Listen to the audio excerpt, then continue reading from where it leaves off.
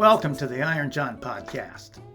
In this episode, writer, activist, and publisher of InRoads Magazine, Anthony Signorelli, interviews tracker, writer, and permaculturist Joel Glanzberg on the topics of permaculture, men's work, the environment, and the role of human beings in the web of being. Joel will be one of the presenters at the 2025 Fall Minnesota Men's Conference, Men Who Stand Atop the Old Mound of Miracles, from October 7th through 12th, 2025. To get more information about the Fall Conference or future Minnesota Men's Conference events, go to www.minnesotamensconference.com. Now, here are Anthony and Joel. I'm Anthony Signorelli, and welcome to the Iron John podcast. If you haven't already been introduced to it, I'm the publisher and editor of InRoads Magazine, which we ran about 30 years ago, and we are now bringing back to the men's community very soon. But I think we'll have a first archive issue available here in September, and then hopefully be starting to get that going. Myself and Robert Netzer are doing that. So, but I'm a writer and a poet, and have been writing for 40 years. I have 7 books. And actually did teach about writing into grief at the conference last year in 2024. So that's my thing. And if anybody's there and they're interested in me, I'm at sailingpoet.com. Sailingpoet.com is the easiest place to find me. So I'm here to talk today with Joel Glanzberg, who's been teaching and involved with the men's conference for a number of years now. And Joel, why don't you introduce yourself, and then we'll get into our conversation. Sure. Thank you. So good to meet you, Tony, and be with you. And I'm really happy to be here in preparation for the men's conference again this year. I have a very mixed background. It really has to do with how living systems work and how we as humans often think that we and our systems don't work like every other ecosystem, but every business, every community, everything that is on this living planet functions by the same patterns.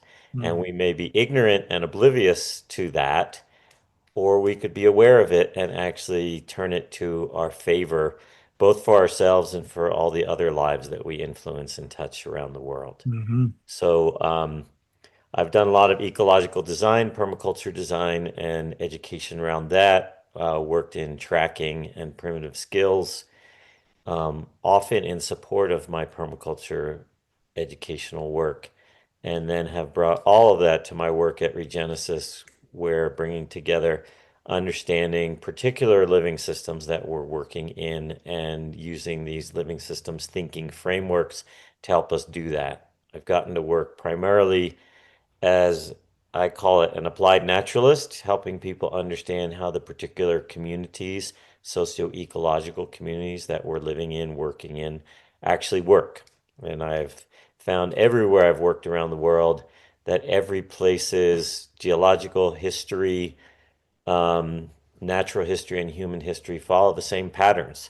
And if we could actually be aware of those patterns in the water we swim in, we could actually help engage with them to our favor and their favor, instead of be oblivious to them and just make a mess by doing the same things the same ways everywhere. Mm-hmm. Got it. Yes. Is that I'm beginning to see why I think Walton and the guys thought we should have a conversation. I live in northern Wisconsin on 10 acres in a small cabin, and raise as much of my own food now as I can. I used to do that 30 years ago. Was interested in permaculture, although I haven't ever had a chance to really kind of get into it and pursue that. So, and I've been writing a lot and working a lot. In fact, I have a book manuscript done now that's getting ready for publication on climate change and that. So those are interesting things. But I'm intrigued by one of the things. So I started in the men's work 38 years ago. I went to my first conference, and I went to a few different conferences, and then I kind of stopped, and it's been very intermittent since then. Every 10 years or so, I've kind of shown up again. including last year. And I know you've been involved, more recently for a more number of years. What I'm curious about is how your background with the regenesis and these patterns of nature and things, how do those connect to the men's conference and what we do at the men's conference in the mythopoetic community? Great. And you just reminded me, Tony, I should probably say I was one of the co-founders of Regenesis Group. You can find us at regenesisgroup.com. Regenesis.com was taken by a Genesis cover band, so we couldn't use that.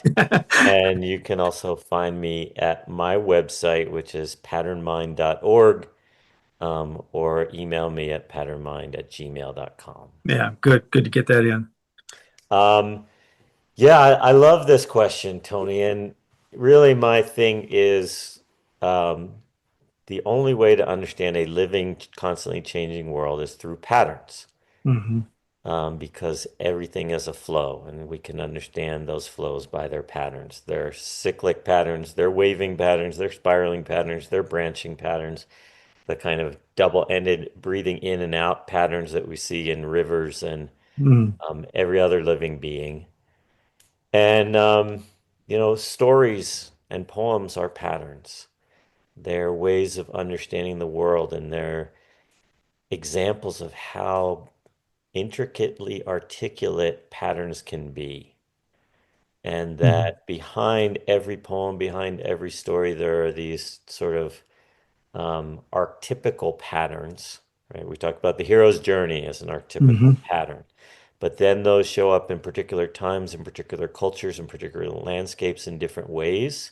That's really what we're trying to do, is how do these archetypical patterns show up today? How do they show up in my life, in the place I live? How do they show up in your life, in the place you live?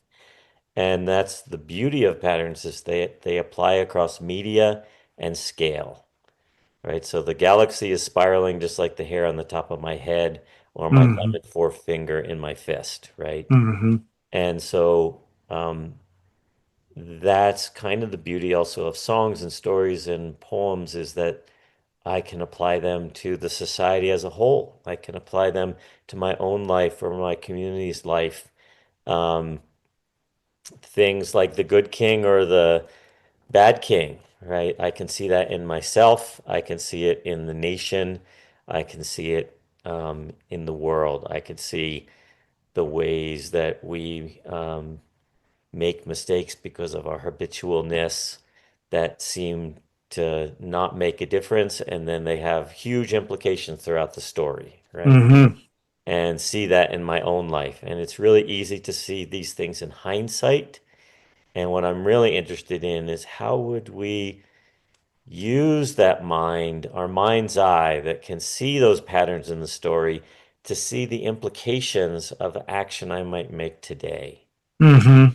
How would I use all these stories and songs and poems and history and the like, and understanding ecosystems and how they function? How would I use that to help me see what the implications of today's actions might be, and how I might be of service instead of a curse?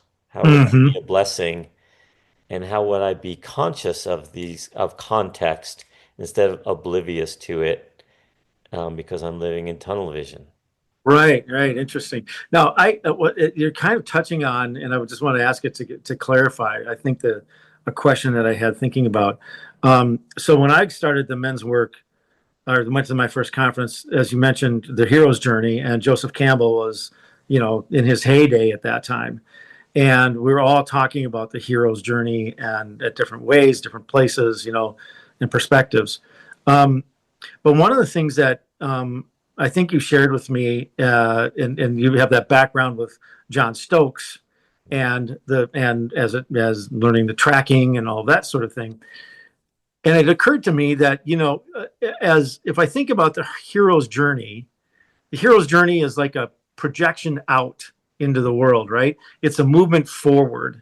It's going into the unknown, where you don't see very much, and it's an adventure. It's a journey into the unknown. Whereas tracking is like, is a noticing, it's an allowing, it's a kind of sorting out what has happened.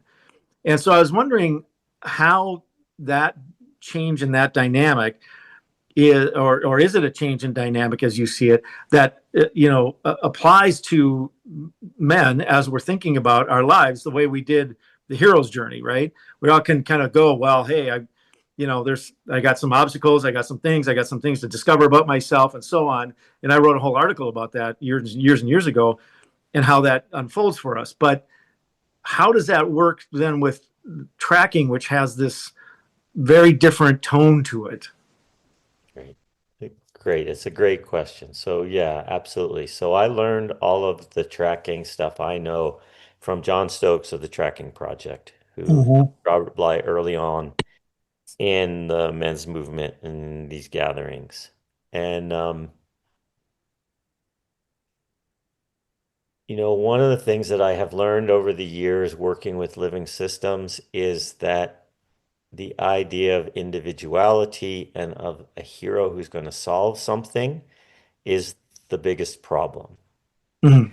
So for over 20 years, I helped to teach a Native American permaculture course in New Mexico. And we had people from all over the continent, actually all over the hemisphere, coming to that course. And you may know that um, all the negative things that happen in communities are far worse in Native communities than any other. Drug abuse, police brutality, incarceration, Mm-hmm. you name it, suicide, teen suicide. And in this course, we had Native folks and non-Native folks, and a lot of them were actually Native high school students. It was after lunch, and this old man stood up in front of the room. And you know how it is after lunch. People are standing around talking, and I was supposed to be teaching. I was a little pissed. What are you doing up there? I didn't know who Mm-hmm. that guy was. And he said, "Hey, hey." And everybody began to pay attention. He said, "Hold up your hand. Make a fist.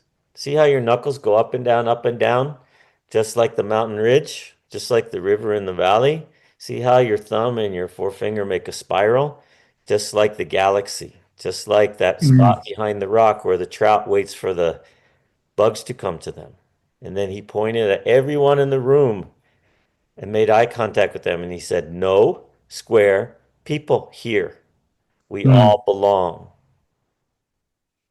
And he Mm-hmm. made me realize that here I was trying to be a hero, trying to figure out all these strategies and techniques, and I teach them to people, and here's what get people excited, and we could do this and we could do that. And I was trying to solve a problem. Mm-hmm. I was feeling as if I was wrong, and I was trying to be less wrong. Mm-hmm. And he was saying, "No, no, you belong. You Interesting. belong. You have all the marks of the living world on you. The question that you're asking is wrong. The question is not what should I do differently? The question is, what is my role? How do I belong? What Mm-hmm. is the living world dying for me to realize? What is the role that the living world is literally dying for me to play?" Mm-hmm. And that is a question of a role within a community instead of, I think Robert Bly used this phrase about flying fragments, right? That like if I look at my hand, there's no heroic fingers, right? The Mm-hmm. thumb might be the most heroic finger, but it really Mm-hmm. is nothing without all the other fingers. And it's really about growing my ability to use all those fingers together in service to my arm, in service to my body, in service to whatever it is I'm in service to. And that shift from being an individual that could be good or bad and needs to try to work to be good, um, and even heroic, right? I see it so Mm-hmm. much in myself in the environmental movement, in Mm-hmm. everybody else in the environmental movement. Somehow we're gonna fix everything and we're gonna sacrifice, and instead of, no, actually, the oak tree is not sacrificing anything to be of service to the system it's in. The deer, Right. the worm, they're all playing their role. That it's fun for them to be a worm. It's fun for Mm-hmm. them to be a mushroom, right? Right. Yeah, it's Feels right. good. So yeah, and I hear where you're going with that. I think, I think the question, or one of the conflicts that I've experienced throughout this, that is, maybe you have a thought about this, is that um, as aware of some of those kinds of things as I have been over my life and through my life and the work I've done and everything else. One part of my work, the other part of my work has been the part that's actually sustained me, which has been, working within the structures of the corporate world, Hmm. sustained me economically and financially. I mean, right? And I think that for me, at least, and I know a lot of men that I know, we live in that conflict, right? And yes, we can have our joy, and yes, we can say, well, that's our role. But for every moment that we're spending in that place, we are also, seems to me, serving the system that is chiefly responsible for the destruction. I personally believe it's less about our personal choices than it is about how we serve that system and how we get stuck serving that system. But be that as it may, I guess my question is, you know, how do you, what's your perspective on how people work through that conflict, men in particular, because we're out working, we typically are, we're typically out making, money, we're contributing to the families in that way. Some don't, some, are stay-at-home dads, and that's great too. But like, even that is still enabling the service of that other system that's opposed to this natural world. So how do you see that kind of, what insights do you bring to the resolution of that conflict that I think so many of us live? Great. It's a fantastic question.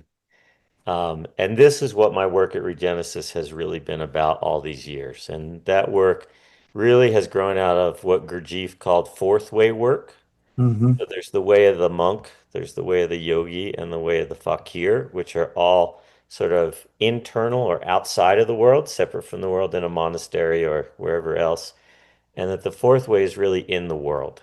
Mm-hmm. It really is, how do I use my work in the world as an opportunity to develop myself as a human being able to contribute to the living world, Mm-hmm. right? And one of the things I've really learned from this work is we're so focused on the thing we're doing, and that the best way we can make a difference is looking at how we're being and the way in which we're doing that thing. So I've worked on many, many development projects around the world, multi-million dollar development projects in all sorts of communities, and that you can do a development project in a way that imposes something upon a community and forces it upon them. You Mm-hmm. can do it in a way where you understand what the community wants and try to give them what they want. Or you can grow the capacity of that community to look at itself, to see what they need, and to get better and better at seeking out the development they want instead of having it imposed upon them, even if it's benevolently imposed, Mm-hmm. right? And so moving from doing to growing the capacity of systems to do for themselves. Mm-hmm. And I think whatever our role is in work, that's a possibility for us. It's often what we call a promise beyond ableness. And Mm-hmm. we can only develop if we have a promise beyond ableness. Mm-hmm. I don't know how to use the corporate structure to regenerate the world, but wow, I can only have any chance of doing it if I begin to open it as a possibility, Right. right? If I'm Yeah. just like, I have no choice but to serve this system in order to feed my family, Right. that is erosive, right? But if I can go into that system with the idea that I'm going to be alert to not overthrowing the system, but how can I, because everyone in that corporate system is a human being with a Yes. heart. Yeah. Yeah. And that we are all, another piece of this work that's so important that I'm really just cluing into after 30 years is that if I'm called to do something, I will figure it out. Mm-hmm. And if I'm not called to do it, it doesn't matter if I have all the capabilities and all the money and all the resources, it won't get done, right? Mm-hmm. So all this fourth way work is around helping myself and everyone I'm working on find our calling, Hmm. because that is the secret sauce that's missing in change efforts. See, As I long love that. as, Yes, I love that. As I worked in the corporate world in change effort Mhm. in many ways for 30 years, and depending on how you think about change. But one of the things that's been interesting to me, Joel, is that in this, as I thought a lot about what we're all trying to do about climate change, and particularly, I take the aim of focusing very narrowly on the carbon and the technological reduction of that, since we need the energy anyway. But one of the things that I thought about with that is that, and it came from my own experience, right? Here I am, an environmentalist, a guy living in the woods, for 5 years, chopping wood, carrying water, doing all that stuff. Ran out of money, need to get some work, so I get some work as a technical writer, right? And so what do I do? Who am I working for as a technical writer? The company that creates the technology that enables oil refineries to work better. right. And I'm just devastated by doing this, right? But in doing so, I go through this process. I work there for over a year. And over that year, I get to know some of the other people I'm working with. And I start off thinking to myself, what are all these idiots doing? They're all serving that damn thing, and stuff, blah, blah, blah. Anyway, over time, I get to know them all, right? And what finally dawns on me is that they're all doing the same thing I am. Mm. They all have this very similar values to mine. They don't want to destroy the world any more than anybody else. But here we are doing what we felt we had to do in order to feed our families and do the work that we need to do. What this alerted to me was, and it goes to, I think, to what you're saying, is that we do have some choices about what work we do, and the choice of the work we choose makes a big difference. So that if we all spend most of our time working. Our best time of every day is usually working at something, and that work, if we're contributing it towards something that's solving climate change, solving positive development, like what you're talking about, or that kind of thing, that's one thing. If we're working towards something just even as a cog in the system toward the other thing, well, then we're serving that with our energy. Mm. And the question was, and it was like, not like, okay, like you said, not like, okay, I'm going to sacrifice everything to do something different. Not that. But can we choose differently? If you're an engineer, can you choose, to work on solar panels instead of coffee makers, and so on and so forth, or whatever those things might be. And there's a whole list of things that you could think about for that. People changing their jobs would make a big difference, it seems to me, because of the amount of energy that would go into that. And I don't know if that kind of squares with a little bit of the direction you're going. I know you're thinking a little bit more. It sounds like you're thinking a little bit more that calling, but I wonder, like for myself, if I had really heard the calling, I probably wouldn't have chosen and done the work that I ended up doing. Yeah, it's unless your calling was to transform the oil industry. Well, yeah, but not as a technical writer. I can't do that. Well, that's the question, right? Right. Is that's like that little seed that brings down the tower, right? Right. Yeah.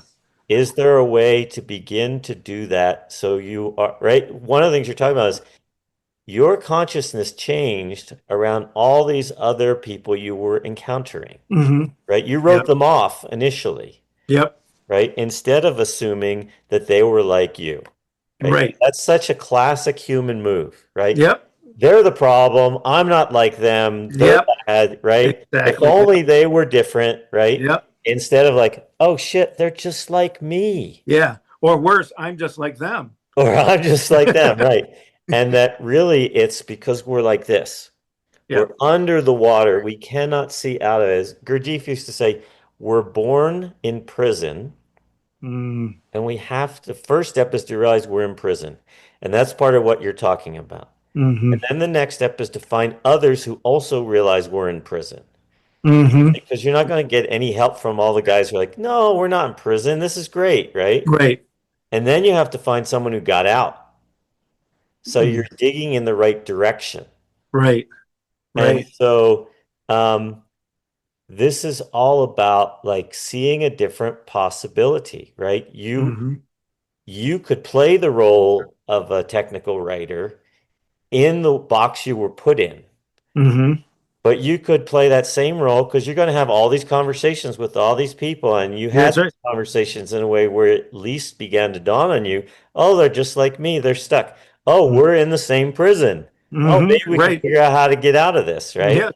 Mm-hmm. And that there's, you were talking about system change, and I think what we see in the living world is always system evolution. Change is constant, Mm-hmm. right? And one of the ways I think about this is I don't know if you've ever skied in the trees, Mm-hmm.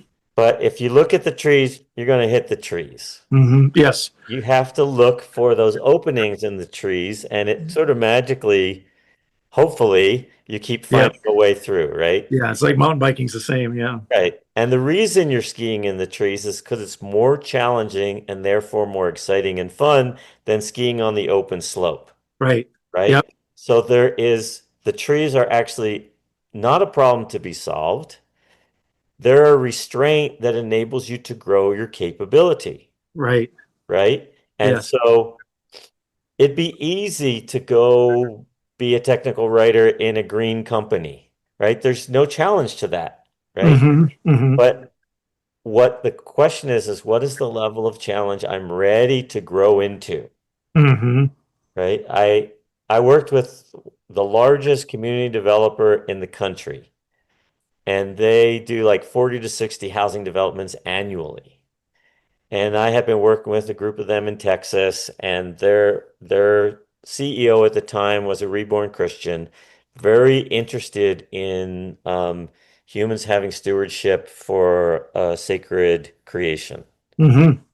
And I've been working with them in Texas for a number of months. We were in a large meeting, and a guy I'd been working with for a while, who was a developer, stood up and he said, I was driving with my teenage boys this weekend, and I pointed out a place we're going to develop. And one of them said, oh, Dad, you going to destroy that too? Mm-hmm. And this man had never entered his consciousness that he was a destroyer of ecosystems. Mm-hmm. He was building communities. People need communities. They need houses, they Mm-hmm. need churches, they need schools, they need places, Mm-hmm. right? And his boys opened a perspective for him that he had never seen before. Mm-hmm. He hadn't had a calling to be a green developer until now, because Mm-hmm. now he wanted to make his boys proud.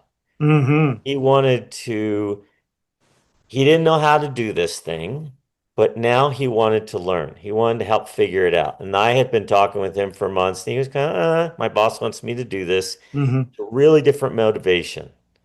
Wow.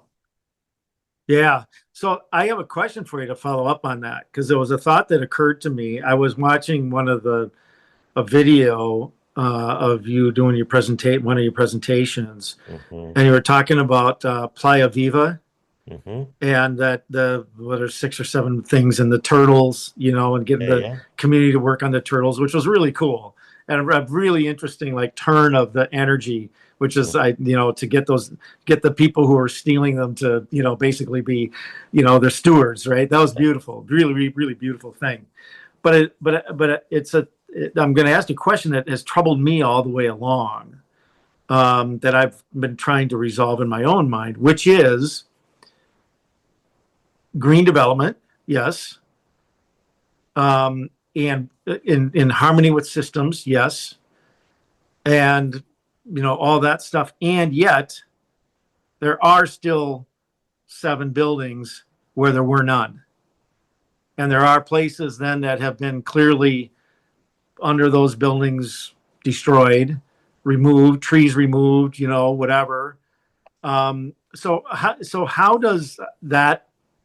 How do you square that? Okay, great. It's an excellent question, and it really is where we're thinking, where we're looking at it, right? Mm-hmm. So actually those buildings, trees were planted. So palms were dug up from abandoned palm oil plantations, Mm-hmm. planted in the dunes, and the buildings were built as tree houses in those palms to help stabilize the dunes and avoid sea level rise. Oh, interesting. Okay. And everything we're always trying to do in regenerative development, which is a higher bar than green, right? So green is Right. just trying to do less bad. That's my whole story about Mr. Quincello, right? I was obsessed with being less bad, and he was saying, what if you have a role to play? What if you're here for a reason? Hmm.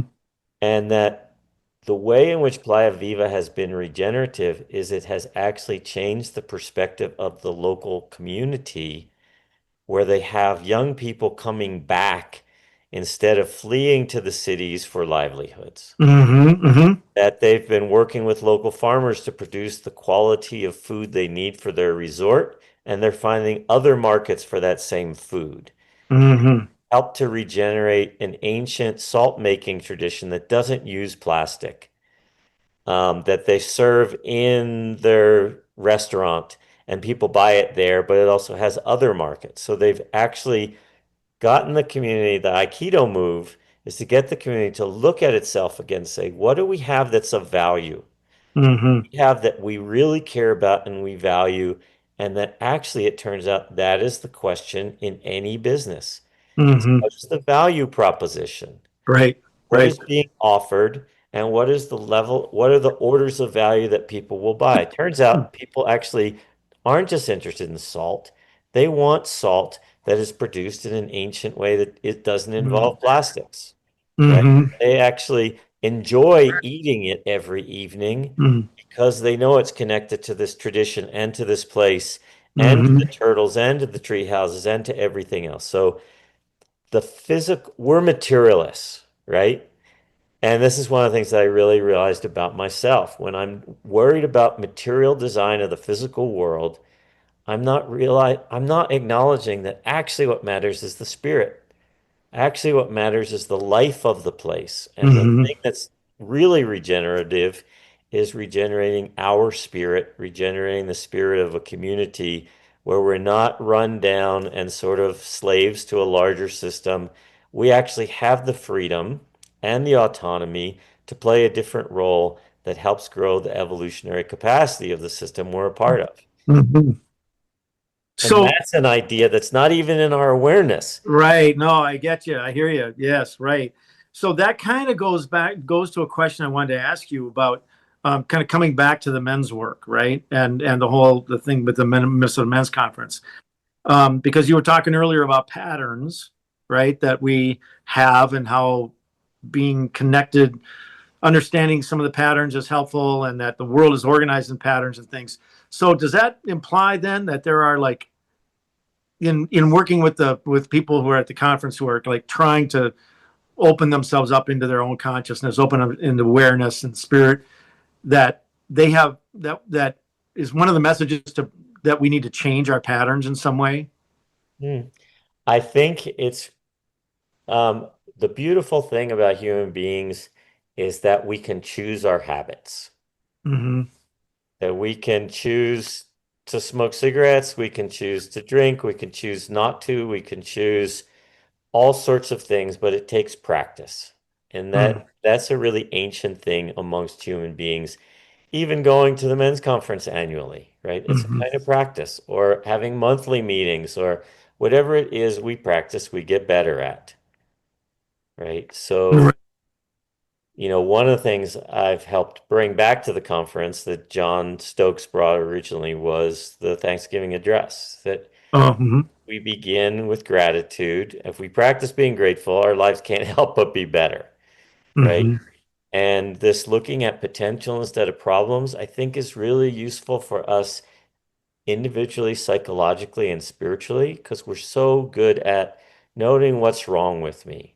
Right. Oh, I had to sacrifice and give up and go back and do Hmm. this job I didn't really want to do. And Hmm. instead of like, it's amazing that I have this ability to write in a way that is valued, Hmm. right? And what Right. would I love to bring that to? Could I write in a way that grew even technical people's awareness to things that are important for us to bring our consciousness to? And Hmm. that's really our great strength as human beings is what we bring our awareness to. Yeah. We practice bringing our awareness to. And so that would be the practice then to aim people toward in a way. Is that what you're saying? Yeah, to look for potential instead of Hmm. problem. I'm Hmm. looking for the space between the trees that's going to give me this beautiful line that's Right. aesthetically pleasing and Yep. challenging and exhilarating, and I can lose myself in the place in with the rest of the living world instead of like, oh, look, there's a tree, and I hit the tree, Yeah. Right. right? Or I'm scared of the tree. Uh-huh. And that you don't want to day one go ski the trees, Right. and you don't want to day one ski dense trees, that it's a developmental trajectory. Hmm. And giving ourselves this idea that we can develop ourselves, that we can develop through practice, that there are others that can help us develop through Hmm. practice. There are others further down the path, some sensei that can help us, and there are ancient traditions. I think that's really what the whole men's conference is around, and that um, by putting ourselves in a larger context, whether that's an ancient context or in this Hmm. huge lineage, or in our a community, whatever that community is, Hmm. it gets us out of being so solipsistic. And we could be so solipsistic in a negative way, Hmm. right? Oh, I did this and I'm like this, and instead of like all those ways I am have a negative and a positive potential, Hmm. right? And I Yep. could see them, and it's really, what am I practicing? Am I practicing seeing how it's bad, or am I practicing seeing nobody else can do this thing in the way I can do it? Nobody Hmm. else sees this, and I can drown in that, or I can revel in that Right. and find where that's needed. It might be the missing piece. When you talk about the um, ancient kind of direction, the ancient roots basically of the practice you're talking about, are you referring primarily to indigenous or like ancient Greece and Egypt or India or China or how do you see that? Yeah. So yes is the answer. Okay. So Mm-hmm. that all of our ancestors were indigenous to somewhere, and everything we do actually still grows out of places, Mm-hmm. right? So things are done differently in northern Wisconsin than they are in Colorado, Absolutely. right? Yep. That you have the weather is different that Mm-hmm. makes you do things in a particular way and enables you to do things that you can't do elsewhere. And Right.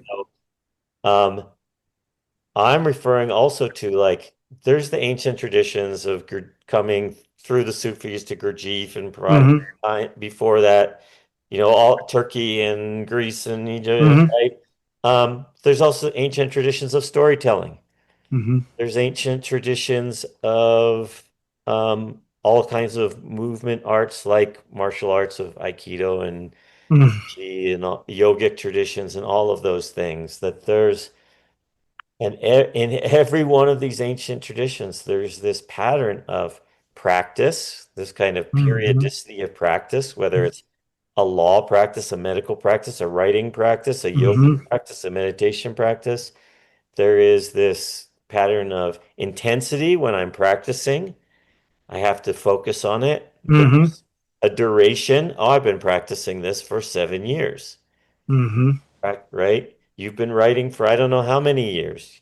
45. 45, right? And it makes a difference. Yeah. Mm-hmm. Mm-hmm. And the more you practice, the more you value practicing. Right. And then there's also always, in every ancient tradition I'm aware of, there's people further along the path, Right. and there's people that we're further along Uh-huh. from that we depend upon, right? Yep. Because it's like you've been writing for 45 years, me writing less, I'd be like, oh, that's an encouragement. And you might even be able to give me some tips or Mm-hmm. right? And and there's also these traditions. So in all the traditions I'm talking about, there's practice. So there's a periodicity, there's an Uh-huh. intensity, there's a duration, there's other people, there's a community we're doing it with that include people further along the path than us and less Yeah. far along. Yeah. So we're playing a role somewhere in there, and it's all connected to some lineage in some way. Mm-hmm. right? And Yeah. One of the lineages that's always been interesting to me that I've never resolved this question, but has been one that's been in my mind. And that's that I think about like people, we talk about, the ancient traditions and how long they've been and, practicing for 2000 years and stuff like that. And I kind of, it always occurs to me like the one place I know the most that has uh, had that kind of tradition for 2000 years is the Catholic Church. mm, And it's just intriguing to me that that never usually comes out in the same breath. Not that I'm care mm, about it, but it always intrigues me because I always think to myself, well, there it is. It's right there. Why do we not choose to think about that one, but we do think about all these other ones, some of which actually had their traditions broken in terms of their practice over centuries and things. But here's one that has gone on for all that time. Any thoughts? yeah, well, there are always people like Thomas Merton, right? Who Mm-hmm. Right. very much are um, exemplary examples from every tradition. Right. And um, everything has a light side, a positive potential side, and a Mm-hmm. shadow side. And we know that within ourselves and our personalities. Right. And that one of the things I'm suggesting is how's the world different when we actually look for the potential in everything instead of Mm-hmm. focusing on its negative, degenerative aspects and help design a system for growing that? How would we Mm-hmm. grow that? It's one of the things that we do as human beings is, Dave Abrams says the unique thing about the human animal is that we can fall in love with anything. Fall in love with a human being, a dog, a Ford pickup truck, a cliff Yeah. face, a mountain, poetry. Yep. And I agree with him, and I actually think it's we can appreciate things. Mm. So we wouldn't have beefsteak tomatoes if thousands of people over generations had not seen those little marble-sized balls and appreciated them into that. We wouldn't Yes. have these luscious peaches. We wouldn't have language. We wouldn't have buildings. We wouldn't have, right? And that's what we call craftsmanship, Mm-hmm. right? We're seeing the Mm. Interesting. potential. You probably know that story about Michelangelo's David, where he went to Florence and there was this chunk of marble someone had hacked almost this wedge into, almost Mm-hmm. like a K, and it was lying behind a church. And the people who owned it wanted to cut it up and make smaller stuff out of it. And he took it to his studio and he saw the dawn light through it and he saw David within the marble. Mm-hmm. And he said Mm-hmm. he just took what was extra away. Mm-hmm. Yeah. Right? And I think all of us have that capacity somewhere, whether we're a teacher or a gardener or a writer Mm-hmm. or a cook, that we can see something and see its potential and bring it out, right? It's what Yeah. what a poet does in a group and Sure. decides to tell this poem instead of read that poem, Mm-hmm. Mm-hmm. right? Right. Or a musician or a teacher. And so I think that's really what is our potential as human beings is to see what are we good at appreciating Yeah. and Would how you say that that's the main work then that is on the table for men today then in the mythopoetic community? Is that? yeah, I think there's this tradition in so many stories that what turns boys into men is work, Mm, and that's gets twisted in all sorts of ways, it but does. there's a way in which so many of the heroic stories is really them working, Mm, right? mm-hmm. Is them not being lazy and actually taking responsibility for something and actually um, relishing in, oh, I am strong. I could be stronger. I am brave. I could be braver. I am smart. I could be smarter. I can be a friend. I could be a better friend, Mm-hmm. right? That the challenges that are brought to men by work are what can help us develop. Mm, And I think it's part of what our challenges as human beings. I did a retreat with Bill Plotkin some years ago, and when we came down off the hill, he was like, I want to hear your story, your vision, and then at the end, I want you to tell me what you brought back for the people. Mm. This isn't just how cool you are. This is Hmm. like, so this is what then I have to give. Right, right. And I think that's really always our question is, what is my excellence? What is my gift? What is my demon? Hmm. And how And do what I, is my role, you said earlier? yeah, Yeah, right, how is that the missing instrument in this symphony? right. Yeah. Yeah, no, that makes sense to me. I think that these are places where, you know, it would be so, it will be and is, the ongoing work to find that place in Yeah, ourselves, right? So we know we can be grounded in that contribution that we can make, the part we can play, the way to participate in the unfolding of the universe, basically through the lives that we have, right? And it unfolds in all these different ways to us. um, again, part of the ancient traditions and Hermeticism would talk about that. But I think that there is that whole thing that we haven't, that is a struggle for men. And I think the other thing I would add, as you said, smarter, stronger, braver, all that. Also, I think it's also I'd like to put out the word eloquence. mm, I think men can find eloquence in their language. They can find better ways to speak, and that actually enables. One of the studies that I've been working on is how having the words enables us to speak our hearts. And without words, you can't speak your heart without the right words. And so there's a whole development of an eloquence of the heart, if you will, that I think would be one of the things that I'd love to see the men continue to grow so that they can express themselves, because with that then you've got a way to express that isn't always physical good. or blocking or defensive or whatever all those other things are. You know what I mean?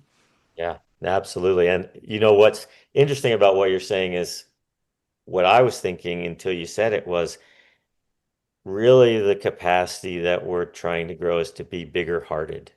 Mm, We can love, we can care, we do passionately and deeply and right, strongly, and that can be a source of motivation in everything instead of this level of like sacrifice. I got to just do what needs to be done right, instead right. of how would I bring my big heart to even the most functional things I feel like I have to do. So Yes. I can have empathy for these other men I'm working with, these other Hmm. humans I'm working with. So I Yeah, can see how we're in this together and we, right? And yeah, I, that is really what all of these things are working on is um, how do we grow our articulate ability to love yes, as an action, as a yeah, way of being in the world, a way of becoming in the world. right. Isn't it amazing too, Joel? I think you've had this experience. I'm guessing of how when we are that, the world provides in a uniquely different way than in those moments or periods of time when we lose it. And what I'm thinking about here is I mentioned the technical writing job I had for a year, and then I left that and I started my own business. And I had a lot of connections that practices that were part of my business to remain heart connected. Yeah. Lasted really well for a few years. Company grew, hired people, built a great vision and all this stuff, and then I lost it. Mm. Didn't lose the business, I lost the heart connection. And then over time, it dwindled, it broke. We had all these problems, blah, blah, blah, blah, blah, blah, as businesses often do. But I always trace it back to the fact that I lost as the leader the heart connection, that then the whole business lost that energy to it. I'm sure you've probably seen that somewhere if you haven't experienced it directly, but Yeah. having that connection makes a huge difference in what the world serves back up to us as men, and then therefore what we can actually contribute. Absolutely. And I think this is really a core piece to this regenerative work we do. And it really is we can't do it alone. Right. That we Mm. need to grow throughout the business, everybody holding that together. And that's how it's able to regenerate, is because I'm going to wear out, right? Right. And everybody's got to step up and carry it for a while. I have a friend who passed away a couple of years ago, Dirk Lokes. And at the turn of the century, he was saying the leadership of the last century was the eagle. Mm. The leadership of this century is going to be the goose. So you Mm. see them flying in that V, right? Hmm. And someone's at the point for a while, and then they Hmm. come back and someone else goes up, and then they come Hmm. back and someone else goes up. And that it's essential that we're rotating. It also reminds me of, Aristotle said, the reason you don't want a dictator is because even if you had the best ruler in the world, no one has any practice when they die. Mm. That the Right. essential piece is that we grow others' capacity to do what we're doing. Mm. That's how lineages happen. Hmm. As we grow their capacity, and they have to be better than us because everything's always going downhill because of entropy. So Right. they'd better be better than us. So Hmm. there's this whole, in ecosystems and ecological succession, you have the pioneer species that start with the bare soil, the weeds, Sure. thorny stuff. But eventually, you have these increasingly diverse and abundant and stable ecosystems. Hmm. And then they eventually get what we call senescent, where they're simplified again. Right. They're brittle, and fire or insects or floods or whatever is going to step in and bring them to another level of succession. And Yeah. that really the challenge is, and I'm assuming this probably happened in your organization.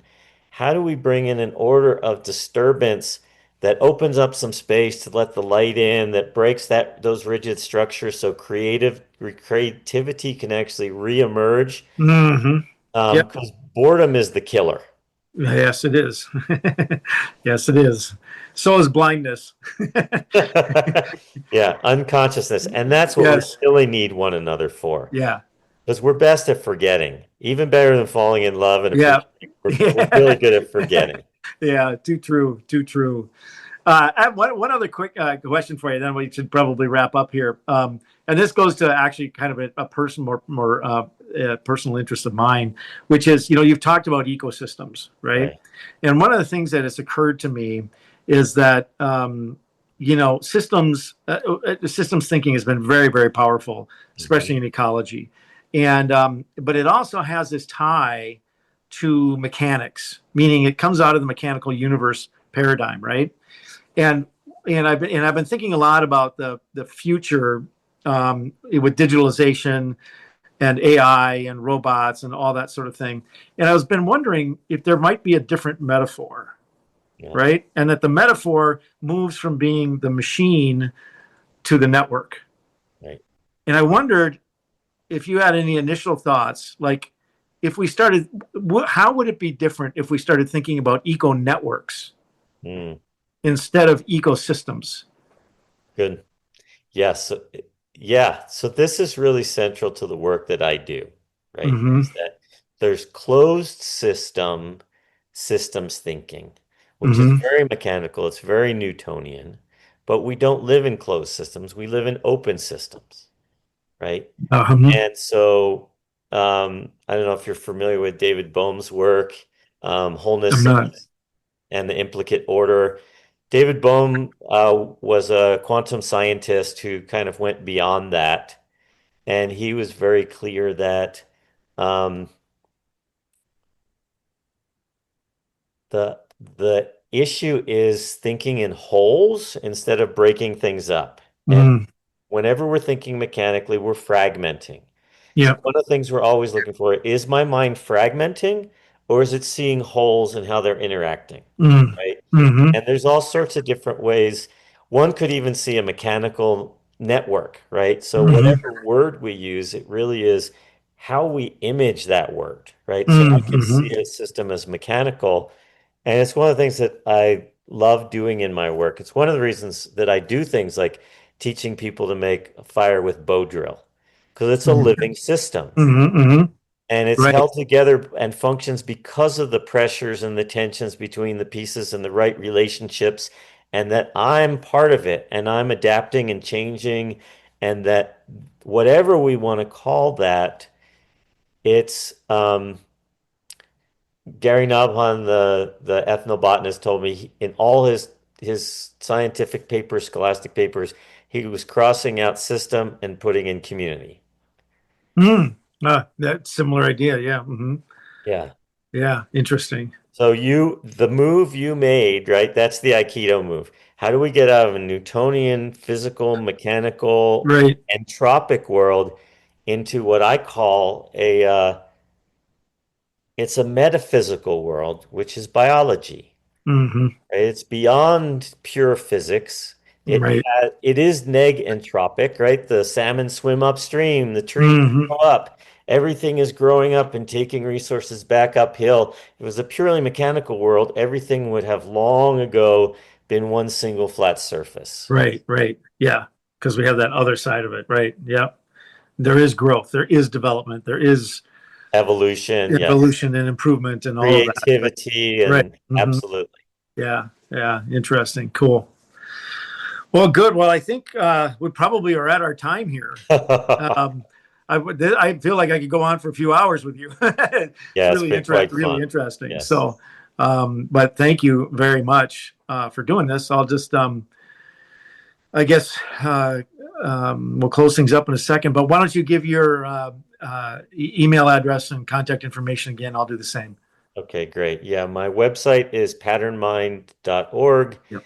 And my email address is patternmind@gmail.com. Pretty easy to remember. Perfect. And I'm Anthony Signorelli, and I'm at sailingpoet.com is the best way to find my website and things. And that also will have very shortly a connection to InRoads, which we're really looking forward to bringing out soon. So, Thank okay. you so much. This has been a great time. Thanks, Joel. Thank you. I've appreciated it very much. Have a good afternoon. You too. Take care. All right.